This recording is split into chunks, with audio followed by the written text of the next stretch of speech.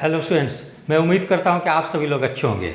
Bihar librarian की vacancy जल्द ही निकले, इसको लेकर स्टूडेंट ग्रुप के द्वारा पटना हाई कोर्ट में एक याचिका यानी केस दायर की गई है।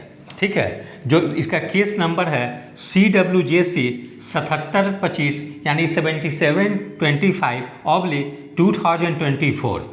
ठीक है, तो इसकी एक सुनवाई जो है वो 25 सितंबर 2024 को हुई थी। तो ये जो बेंच जो थी वो जस्टिस नानी टांगिया की बेंच थी और एडवोकेट जो थी स्टूडेंट की वो रितिका रानी थी। तो 25 सितंबर को जो सुनवाई हुई उसमें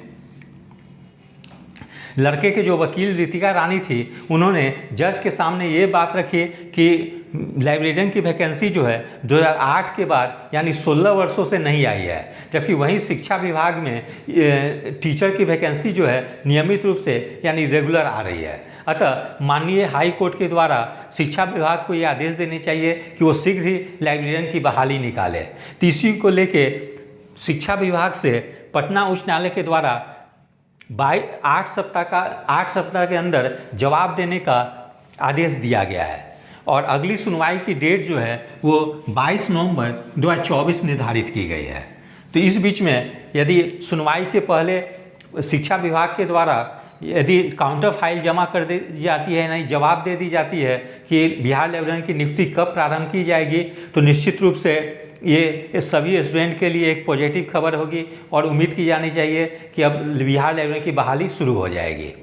तो एक चीज़ और बता दूं कि जो ये केस जो फाइल किया गया है उस स्टूडेंट के लीडर जो हैं वो आनंद जी हैं। ठीक है, इनका मोबाइल नंबर है 9709327745। 3 लोगों को केस लड़ने के लिए आर्थिक मदद यानी फाइनेंशियल हेल्प की ज़रूरत है, इसलिए जो भी लाइब्रेरी के स्टूडेंट हैं वे लोग इनसे बात करके उनको आर्थिक रूप से मदद करें, जिससे कि केस की सुनवाई के लिए फंड एकत्रित हो सके और एडवोकेट को जो फी जो है वो दी जा सके। इसलिए आप लोग एक बार आनंद जी से ज़रूर बात कर लें और जहां तक हो सके इनको फाइनेंशियल मदद करें, जिससे कि केस की सुनवाई हो सके और शीघ्र ही बिहार लाइब्रेरियन की बहाली आ सके। अब मैं आपको एक चीज़ और बता दूं, बहुत सारे स्टूडेंट पूछते हैं कि लाइब्रेरियन की जो वैकेंसी आएगी उसमें उसकी सिलेबस क्या रह सकती है और कौन कौन सी टॉपिक पढ़नी बढ़ सकती है। तो इसी को लेकर मैंने 5 चैप्टर जो है लाइब्रेरी साइंस के अंतर्गत आपको पढ़नी है और 5 चैप्टर के अंदर में फिर छोटे छोटे टॉपिक दी गई है उसको भी अध्ययन करनी है। तो आज मैं आपको ब्रीफ में 5 चैप्टर बता दे रहा हूँ, उसके बाद फिर मैं एक अलग से वीडियो बना दूंगा, उसमें आपको जो छोटे छोटे जो टॉपिक जो पढ़नी है वो भी डिटेल में बता दूंगा। तो जैसे देख सकते हैं कि पहला जो है चैप्टर है foundation of library and information science यानी पुस्तकालय एवं सूचना विज्ञान का आधार। दूसरा है नॉलेज ऑर्गेनाइजेशन इंफॉर्मेशन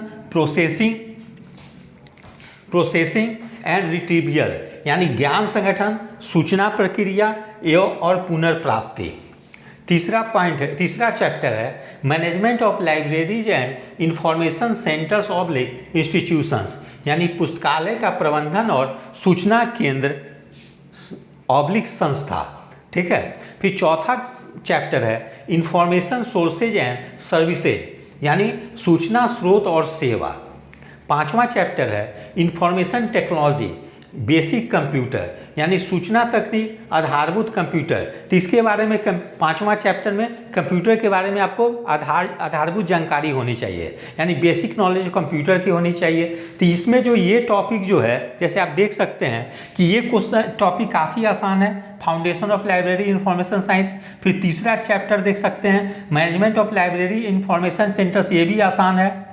फिर बेसिक कंप्यूटर नॉलेज जो पढ़नी है ये भी आसान है। तो 5 में से 3 टॉपिक बिल्कुल आसान है, आप इजीली समझ जाएंगे।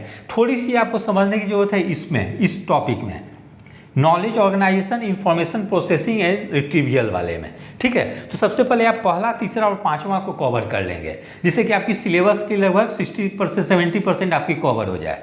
तो इस प्रकार से मैंने आपको लाइब्रेरी साइंस के अंतर्गत में क्या पढ़नी है वो भी बता दिया हूँ। और एक चीज़ और बता दूँ कि इसके लिए ऐसे बहुत स्टूडेंट पूछते हैं कि कौन सी बुक को फॉलो करनी चाहिए।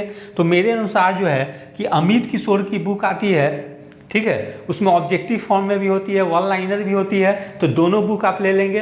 वन लाइनर जो है उस बुक को भी ले लेंगे और साथ में ऑब्जेक्टिव बुक जिसमें प्रीवियस ईयर क्वेश्चन दी गई है उसको भी देख लेंगे। यदि आप दोनों बुक को मिलाकर पढ़ लेंगे तो आपकी एक बेहतर तैयारी हो जाएगी और आप पात्रता परीक्षा के साथ साथ यदि बिहार लोक सेवा आयोग के द्वारा दोबारा फिर परीक्षा दी जाती है तो उसमें भी आप सफल हो पाएंगे। तो इस प्रकार से मैंने एक सिलेबस के अंतर्गत में बेसिक टॉपिक चैप्टर को बता दिया है।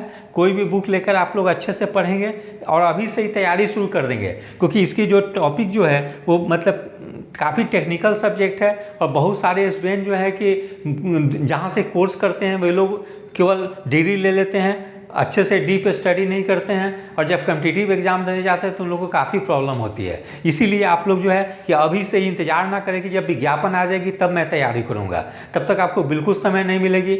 यदि 22 नवंबर को सुनवाई हो जाती है और पटना हाई कोर्ट के द्वारा आदेश दी जाती है कि 6 महीना के अंदर में पूरी बहाली करने के लिए, तो निश्चित रूप से दिसंबर लास्ट या जनवरी फर्स्ट वीक तक विज्ञापन आ जाएगी और फरवरी में ही पात्रता परीक्षा हो जाएगी। वैसे स्थिति में मुश्किल से आपको 1.5 महीने की समय मिलेगी और 1.5 महीने में आपकी लाइब्रेरी साइंस की तैयारी बिल्कुल नहीं हो पाएगी। इसलिए अभी से ही आप लोग इसकी तैयारी में लग जाएं और मैंने जो बुक बताया है उस बुक को लेके अच्छे से स्टडी करें। तो यदि आप सभी लोग को मेरा चैनल अच्छा लगा इसे लाइक से और सब्सक्राइब करें। धन्यवाद। Take care.